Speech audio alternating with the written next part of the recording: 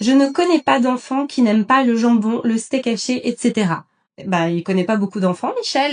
Moi, j'ai envie de dire. Mais en plus, ça adore le jambon.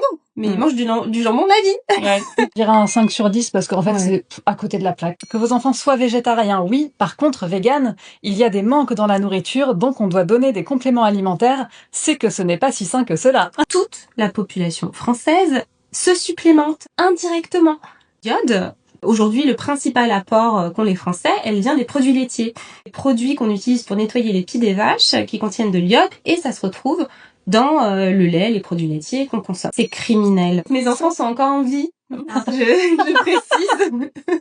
Oh, trop bien, encore des enfants qui vont grandir avec des carences, car une végane pense être médecin. Note, on va dire un 7 sur 10, parce qu'on sent vraiment qu'il y a de la tentative, il y a vraiment la volonté de pointer le truc qui va pas et de se dire c'est bon, j'ai trouvé le truc.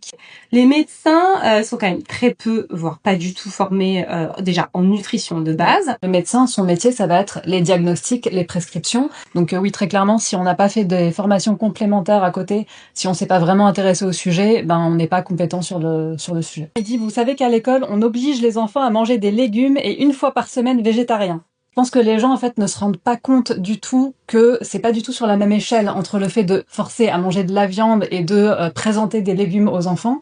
Les gens ne se rendent pas compte aussi que le fait de poser la viande dans l'assiette de l'enfant, c'est déjà forcer l'enfant à manger parce que quelque part, c'est lui montrer que il est obligé d'y goûter.